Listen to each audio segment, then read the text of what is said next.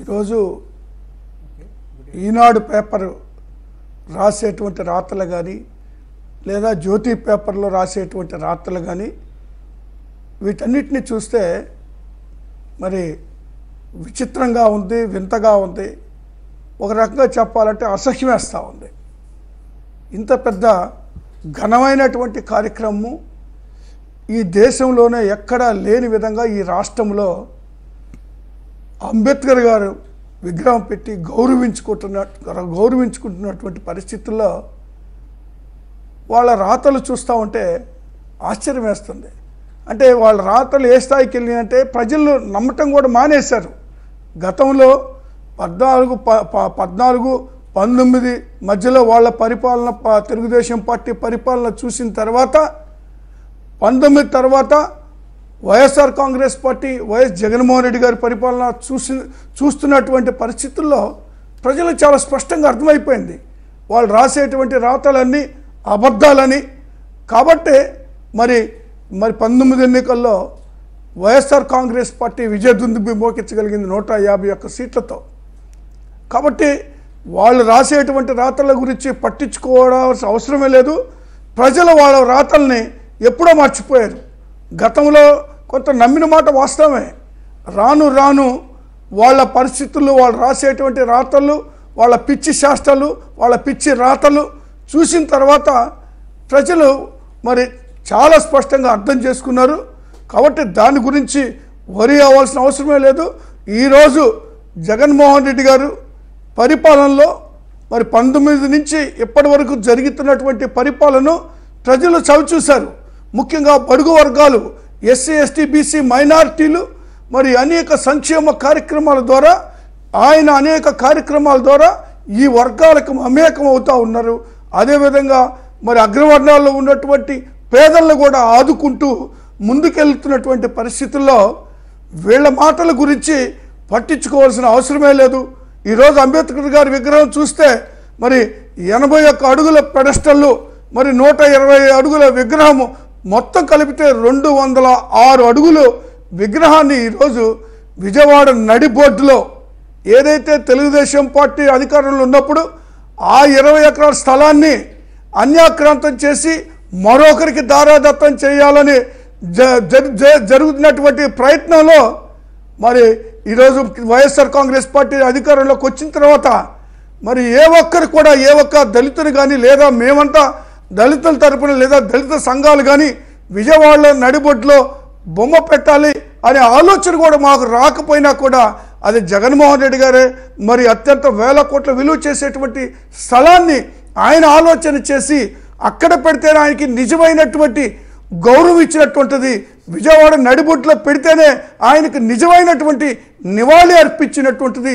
అక్కడ పెడితేనే ఆయన యొక్క ఆశయాల సాధన కోసం ఆయన ఏదైతే రాజ్యాంగమో పొందుపరిచారో ఆ అంశాలన్నీ కూడా నెరవేరుస్తున్న సందర్భంలో ఆయన గౌరవించుకోవాలనేటువంటి ఒక సదుద్దేశంతో మరి విగ్రహాన్ని తీసుకొచ్చి విజయవాడ నడిబొడ్డులో పెట్టడం జరిగింది. అదే తెలుగుదేశం పార్టీ అధికారంలో ఉన్నప్పుడు అమరావతిలో ఒక ముళ్ళ కంచెల్లో తీసుకెళ్లి విగ్రహం పెడతానని 100 కోట్ల రూపాయలు ఖర్చు పెడతానని వాళ్ళు మాట్లాడటం జరిగింది. కానీ అక్కడ విగ్రహం పెట్టింది లేదు, 100 కోట్లు ఖర్చు పెట్టింది లేదు. కేవలం మరి అక్కడ శంకుస్థాపనలకే పరిమితమైన పరిస్థితులు ఉన్నాయి. ఈరోజు జగన్మోహన్ రెడ్డి గారు దళితుల ఆత్మ గౌరవాన్ని పెంచే విధంగా దళితులు ఈరోజు ఆంధ్రప్రదేశ్ రాష్ట్రంలో కాలరెత్తుకొని తలెత్తుకొని తిరిగేటువంటి పరిస్థితుల్లో మరి అక్కడ దాదాపు 404 కోట్ల రూపాయలు పెట్టి ఆ విగ్రహాన్ని ఏర్పాటు చేయడం జరిగింది. అలాంటి పరిస్థితుల్లో మరి ఒక ఉక్రోషం వాళ్ళకి, ఎందుకంటే 19 ఎన్నికల్లో దాదాపు 90% దళితులు జగన్మోహన్ రెడ్డి గారిని వైఎస్ఆర్ కాంగ్రెస్ పార్టీని బలపరిచినటువంటి సందర్భంలో 151 సీట్లతో ఒక ముఖ్యమంత్రిని గెలిపించుకుంటే ఆ ముఖ్యమంత్రిని నక్కాని రాయడానికి ఈ గుంట నక్కలకి ఎంత ధైర్యం కావాలి? ఇలా రాయడాన్ని ఏమంటారు?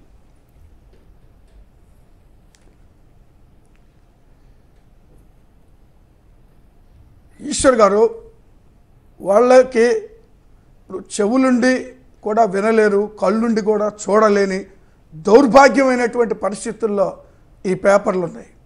పర్టికులర్గా ఎల్లో మీడియా కాబట్టి వాళ్ళు ఏదైనా ఇలాంటి తప్పితే వాళ్ళు రాయగలిగింది ఏముంటాయి?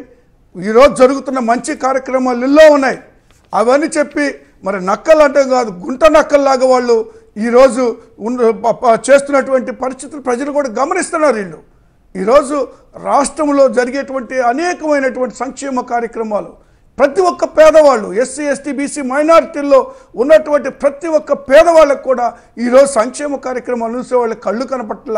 ఈరోజు పేదవాళ్ళు మరి ముఖ్యంగా బడుగు బలహీన వర్గాలకు చెందినటువంటి పేదవాళ్ళ బిడ్డలు ఇంగ్లీష్ మీడియంలో చదువుతున్నటువంటి పరిస్థితిని వాడు గమనించలేకపోతూ ఉన్నారు. వాళ్ళు చదువుతున్నటువంటి స్కూల్స్ మరి బాగు చేసి నాడు నేడు కార్యక్రమాల ద్వారా వాటన్నిటి కూడా అభివృద్ధి చేస్తున్న వాళ్ళు చూడలేకపోతూ ఉన్నారు. విలేజ్ క్లినిక్ల ద్వారా లేదా ఫ్యామిలీ డాక్టర్ల ద్వారా వైద్యాన్ని అందిస్తున్నటువంటి పరిస్థితులు కూడా వాళ్ళు చూడలేకపోతున్నారు. మరొక పక్క మరి రైతు భరోసా కేంద్రాలు పెట్టి రైతులను ఆదుకుంటున్నటువంటి పరిస్థితులు వాళ్ళు చూడలేకపోతూ ఉన్నారు.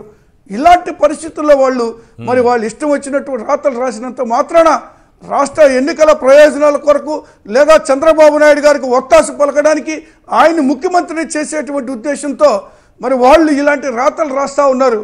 కానీ ఒక పక్క ప్రజలు గమనిస్తూనే ఉన్నారు. వీళ్ళు రాసేటువంటి పిచ్చి రాతల్ని వీళ్ళు అందరూ ప్రజలు గమనిస్తూనే ఉన్నారు.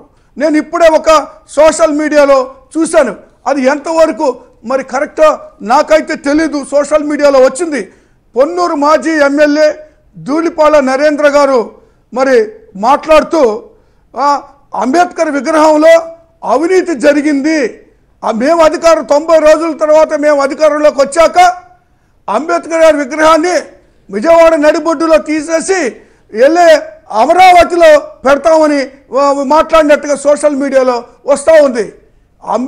అంబేద్కర్ గారు విగ్రహాన్ని టచ్ చేసే దమ్ము ఎవరికైనా ఉంటే రమ్మనండి ఆడికి. ఈ రాష్ట్రంలో ఆ ప్రయత్నం చేసే ఎవడినైనా సరే రక్తం ఏరులై పారుతుంది, ఎవరిని క్షమించే ప్రశ్న లేదు. అంబేద్కర్ గారికి అవమానం జరిగినా, జగన్మోహన్ రెడ్డి గారికి అవమానం జరిగినా యావత్తు దళిత జాతి మొత్తం జగన్మోహన్ రెడ్డి గారి పక్కన నిలబడుతుంది. అంబేద్కర్ గారి ఆశయాల సాధన కోసం ఆయన పెట్టినటువంటి విగ్రహాన్ని శాశ్వతంగా అక్కడే ఉంటుంది. ఏ ఒక్కరు కూడా కదిలించేటువంటి అవకాశం లేదు. కదిలించేటువంటి ప్రయత్నం చేసినా కూడా భస్మం అయిపోతారని సందర్భంగా కాన్ఫిడెంట్ గా చెప్తున్నా.